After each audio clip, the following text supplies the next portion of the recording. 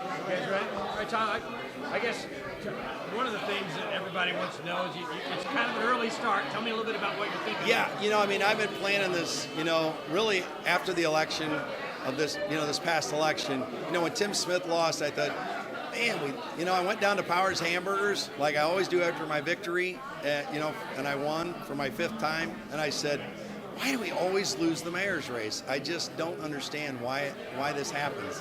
Because what I've been trying to do over the last, basically year and a half, I just been trying to. I'll use it in a simple term. I'm like welding, like a welder. I'm trying to weld everything back together. There's pieces of the Republican Party. We got to bring ourselves all back as a team, and make sure the spot welds are all there, and we're getting everybody on the same page. Because it seems like there's just fragments of, structurally they just get upset, and so then people don't vote, or they're upset with the other candidate. So what I'm trying to do is bring the party completely together, and we're just going to be strong and vibrant and be positive. And I will not run a negative campaign. That was my biggest ploy, and I told Steve Shine. I said, I don't care what anybody throws at me, negative, I'm going to turn it into a positive. Mentioning at the podium, Fort Wayne first. What does that mean to you? Fort Wayne first, it's kind of like, I'll put it into this perspective.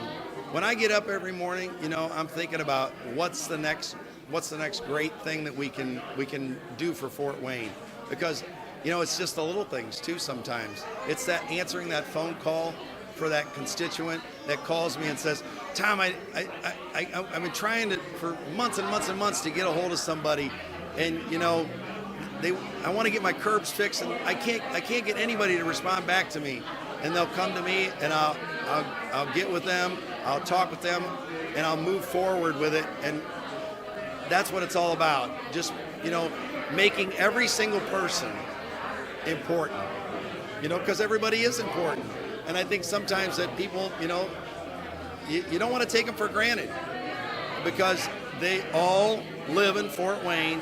They all have a purpose. They all have a reason why they're here, and we should be helping everybody. And it all starts with ourselves. Every single morning when I get out of bed, I got a new slate that I gotta start with my other job and with City Council. So I have to juggle both things. But at the same time, I choose to balance everything. And my balance always comes seriously from God. I spoke a lot about it, but it's really how I balance my life. Every single day, take 30 minutes out of my day, and I balance it with prayer. So I know it sounds. Do you anticipate, I know Steve Shine has said it before, important that it's in the primary, you don't have a fractured primary. Do you anticipate that you may be everybody coming along behind you, or do you think you're going to have opponents? Well, that's my common goal. It really is my common goal. I can tell you, Jeff, in the past, I've been asked to run, and I've always tried to be for the good of the party. That's what my look has been. That's why I came out so early, because I want people to realize how serious I am about winning the mayor's race. Before, other people have told me, like, Liz Brown and Paula Hughes and Eric Doden and Mitch Harper and Dr. Crawford. I've always said, hey, for the good of the party, I'll go back. And that's why I mentioned what I said. There's a time and a purpose, for everything. And for myself, it's my time. It is. I'm going to be 60 years old next year. I've got energy of probably a 35-year-old, but I know that this is my time. And that's really the reason why. And I think that Steve understands that. You could talk to Steve Shine, and he will tell you the exact same thing. He and I have talked immense amount of times over the last couple of months, and he believes that I'm the one that can win this race. And I truly believe that is definitely a possibility. It's going to take hard work, and I'm not afraid of hard work. I've done it all my life. Since I was 11 years old, I've been working. So I don't have any problems working another 2 more years to get into the office. And then once I'm there, you're going to see action. But I'm going to have 2 ears and 1 mouth. I'm going to listen. I'm going to listen twice as much as I talk. You're getting an earful right now, but I'm going to listen a lot. I'm going to have an open door. That's the biggest thing with me. I'm 18 years on city council. So the one thing that I've seen that's fractured sometimes is we don't have the greatest communication that we should have with the executive office. And so I want that openness with the executive office for the people that, the people that are going to be running in 2023 for the city council office.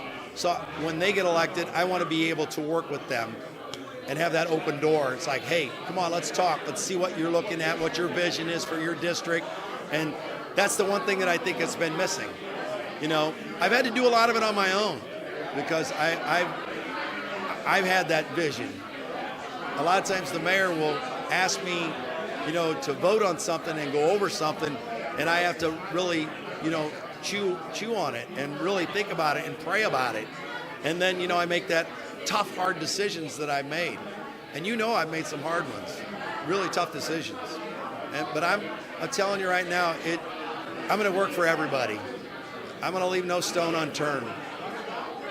Anybody who wants to talk to me, I'll be open to them. As long as I got time during the day, I'm going to be open to anybody. Speaking of your time, of course you're like one of the longest running council members right now, but now you're trying to transition to the mayor's office. What is something that you hope to accomplish as the mayor that you couldn't as councilman? It's a great question. That's why I want to keep the momentum going. I do want to keep the momentum of downtown going. I think there's different avenues that we can take. I really want to work with the private sector on the public-private partnerships to get the rest of the Promenade Park area finished up. I know that they're working on some projects right now, but I don't know if they're going to come to fruition or not. The second phase and the third phase of Promenade. So I know that those are some of the big ones that I'm looking at. But I want more tech jobs. We need more high-paying jobs that are going to, solidify, a balance. Again, it all comes down to a balance, and that's what I'm looking at. Tom, I got to ask you this. Tom Henry had said before, not going to run, told us very pointedly, not going to run. This week, he's now kind of said, hey, all options on the table. You beat him one time. Do you envision a possible rematch with him? I don't know. I mean, I just spoke with him back in February, because he did start finally having meetings with us. This is the first time really in the 11, 12 years that I've been with him that we really had these open conversations. But he told me point blank that he wasn't going to run again. And I told him point blank that I was going to run. And he said, Tom, I think you do a fine job. That's what he told me. And then I asked him again a month later, and he said the same thing to me. He said you would do a nice job as mayor of Fort Wayne. Because I think he even realizes that I connect with people.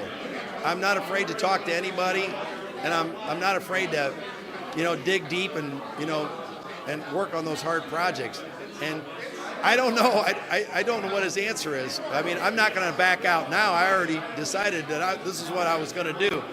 I talked to Cindy Henry probably 10, 12 years ago. I said, that was probably one of the reasons why I never ran. Because my brother Jim over there, they were good friends in college, and Cindy and Tom. And so it's like, when I ran against him, it was heartbreaking because I saw the pain. I did. I saw the pain in Tom's heart when I won. When he came over and congratulated me and shook my hand.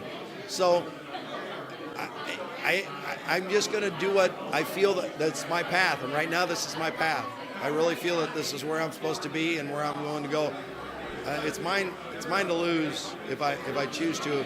As long as I work hard and do all the things that I've done over the last 18 years, how I've ran, going door to door, talking to people, never being afraid to having an open conversation with somebody. I think that people understand that. They know who I am.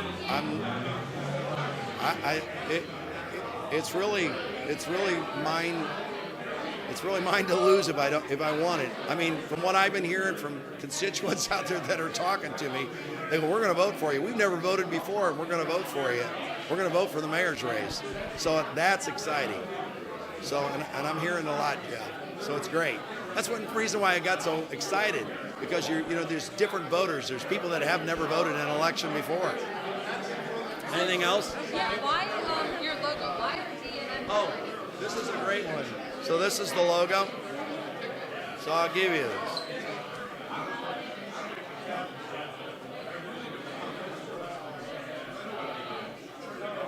There it is. From Didier Meats, huh? And you can see that. That's the sign for my dad's store. So, oh yeah, go ahead. So that's how I got the logo.